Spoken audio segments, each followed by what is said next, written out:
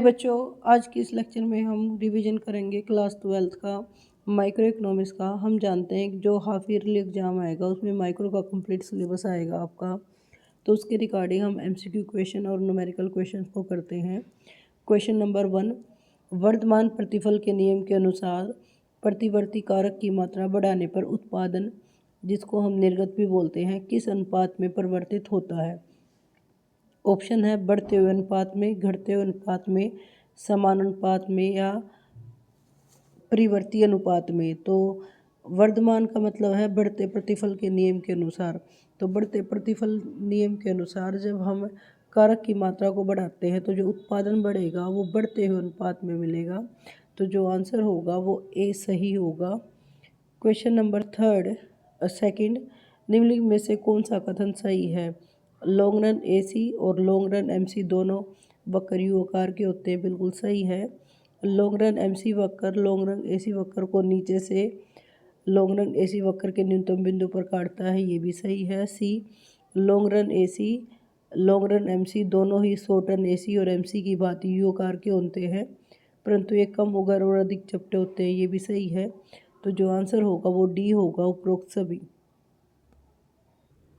Question number 3, पूर्णतः बेलोचदार पूर्ति की लोच कितनी होती है? अनंत, इकाई, शून्य, 1 से 10। तो पूर्णतः बेलोचदार का मतलब है कि पूर्ति में भी कोई चेंज नहीं आ रहा है और वो जो इलास्टिसिटी होगी सप्लाई की उस समय 0 होगी। तो जो आंसर होगा वो सी सही होगा।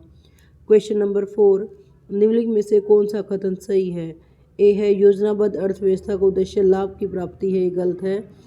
योजनाबद्ध जो अर्थव्यवस्था है उसका मुख्य उद्देश्य सामाजिक कल्याण होता है। बी ऑप्शन, योजनाबद्ध अर्थव्यवस्था में उद्देश्य सामाजिक कल्याण है, ये बिल्कुल सही है। ऑप्शन सी, योजनाबद्ध अर्थव्यवस्था हमेशा धनी अर्थव्यवस्था होती है, ये रोंग है। योजनाबद्ध अर्थव्यवस्था में कीमत तंत्र की अधिक महत्व पाया जाता है, ये भी रोंग है, क्योंकि योजनाबद्ध अर्थव्यवस्था में जो भी योजना बनाई जाती है वो नियोजन अधिकारी के द्वारा बनाई जाती है और जो कीमतें निर्धारित करी जाती हैं वो भी नियोजना अधिकारी द्वारा ही की जाती है। क्वेश्चन नंबर 5, डैश आर्थिक समस्या की जननी है, किसकी वजह से आर्थिक समस्या उत्पन्न होती है? ऑप्शन ए है अधिकता, ऑप्शन बी है दुर्लभता, ऑप्शन सी है बचत, ऑप्शन डी है आय। तो जो सही आंसर होगा वो बी होगा, दुर्लभता। दुर्लभता के कारण आर्थिक समस्या उत्पन्न होती है, तो जो दुर्लभता है वो आर्थिक समस्याओं की जननी है। क्वेश्चन नंबर 6, कुल लागत यानी कि जो टोटल कॉस्ट है वो बराबर है कुल बंदी लागत के, टोटल फिक्स कॉस्ट के, प्लस ऑप्शन दे रखा है कुल प्रतिवर्ती लागत, कुल सीमांत लागत। जो टोटल कॉस्ट होती है टोटल फिक्स कॉस्ट और टोटल वेरिएबल कॉस्ट का जोड़ होती है, इसलिए जो आंसर होगा वो होगा कुल परिवर्तित लागत या परिवर्तनशील लागत। क्वेश्चन नंबर 7, कीमत में परिवर्तन होने पर यदि वस्तु की मांग में परिवर्तन न हो तो मांग कहलाती है, पूर्णतः लोचदार बेलोचदार।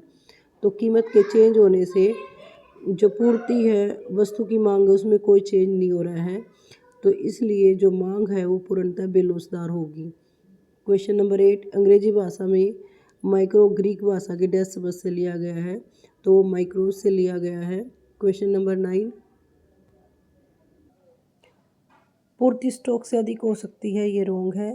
पूर्ति स्टॉक से अधिक नहीं होती, पूर्ति स्टॉक का एक भाग है।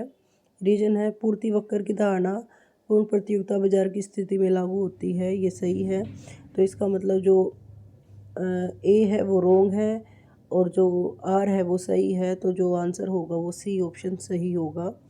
क्वेश्चन नंबर 10, ग्रिफिन वस्तुएं मांग के नियम का अपवाद है, ये बिल्कुल सही होता है। मांग वक्र का ढलान धनात्मक होता है। जो ग्रिफिन वस्तुएं हैं उन पर मांग का नियम लागू नहीं होता और ग्रिफिन वस्तुओं का जो मांग वक्र है वो धनात्मक होता है, दोनों ही सही हैं और जो आर है वो एक ही सही व्याख्या कर रहा है, तो इसलिए जो आंसर होगा इसमें ए होगा। नॉर्मल गुड में जो मांग वक्र है वो नेगेटिव स्लोप का होता है, यानी ऊपर से नीचे की तरह, लेकिन ग्रिफिन वस्तुओं में जो मांग वक्र होता है वो नीचे से ऊपर की तरह पॉजिटिव होता है, तो इसलिए जो यहाँ जो आंसर होगा वो ए सही होगा। अब न्यूमेरिकल क्वेश्चन को सोल्व करते हैं। क्वेश्चन नंबर 14 जो कि न्यूमेरिकल क्वेश्चन है, तालिका गिवन है, तो कुल उत्पादन दे रखा है आपको, श्रम का औसत उत्पाद और सीमांत उत्पाद हमें निकालना है। तो एल लेबर है, मात्रा दे रखी 0, 1, 2, 3 इस तरह की। कुल उत्पाद दे रखे हैं 0, 15, 35 इस तरह। तो हमें AP निकालना है एवरेज प्रोडक्ट और MP निकालना है। तो जो एवरेज प्रोडक्ट होता है वो होता है टोटल प्रोडक्ट डिवाइड में L। तो L से डिवाइड करेंगे 0 को, जब हम 0 से डिवाइड करेंगे तो वैल्यू 0 होगी या इन्फिनिटी। ऐसे ही 15 से आप 1 को डिवाइड करोगे तो वैल्यू आएगी वो 15 होगी। 35 को 2 से डिवाइड करोगे तो 17.5 होगी। ऐसे ही 50 को 3 से डिवाइड कर दोगे और 40 को 4 से, 48 को 5 से, तो हमारी AP निकल जाएगी। तो 50 को जब हम 3 से डिवाइड करेंगे तो जो वैल्यू निकलेगी, 50 को जब हम 3 से डिवाइड करेंगे तो जो वैल्यू निकलेगी हमारी 16.66। ऐसे ही 40 को 4 से डिवाइड करोगे तो 10 निकलेगी। 48 को 5 से डिवाइड करोगे आप, जो वैल्यू निकलेगी वो 9.6 निकलेगी। इसी तरह हम MP निकाल लेंगे। MP का मतलब होता है टोटल जो प्रोडक्शन है N minus total production N-1। इस तरह फॉर्मूला पुट करके निकाल लेंगे। तो पहले जो है 0 है तो उसके सामने 0 या आप डैश लगाओगे। 15 से पहले जो टोटल प्रोडक्शन था वो 0 था तो A के सामने जो होगा वो 15 होगा। ऐसे ही 35 में से 15 माइनस करोगे तो 20 होगा। 50 में से 15 माइनस करोगे तो 15। 40 में से 50 माइनस करोगे तो 10। 48 में से 40 माइनस करोगे तो 8। इस तरह हम MP निकाल लेंगे। क्वेश्चन नंबर 16 में हमें कीमत लॉस निकालनी है। कीमत गिवन है 10 फिर 15, यानी कि P है आपका 10 है और P1 है वो 15 है। इसी तरह जो क्वांटिटी है वो Q है आपकी वो 100 है और Q1 है वो 50 है। तो जो फॉर्मूला होता है P/Q, डेल्टा Q/डेल्टा P। तो हमें पहले डेल्टा Q और डेल्टा P निकालेंगे। तो डेल्टा Q है हमारा Q1 माइनस Q यानी कि 50 होगा और डेल्टा P होगा P1 माइनस P यानी कि 5 होगा। तो वैल्यू पुट कर लेंगे। फॉर्मूले में वैल्यू रखने पे P/Q, डेल्टा Q/डेल्टा P। तो जो हमारा P है वो हमारा 10 है और Q है वो हमारा 100 है। डेल्टा Q अभी हमने निकाला था तो हमारा 50 है। डेल्टा P है हमारा वो 5 है।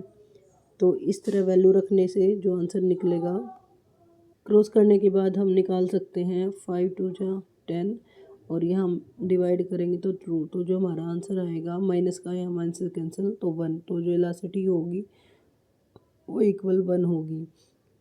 आज के लिए इतना ही। धन्यवाद। Thanks for watching.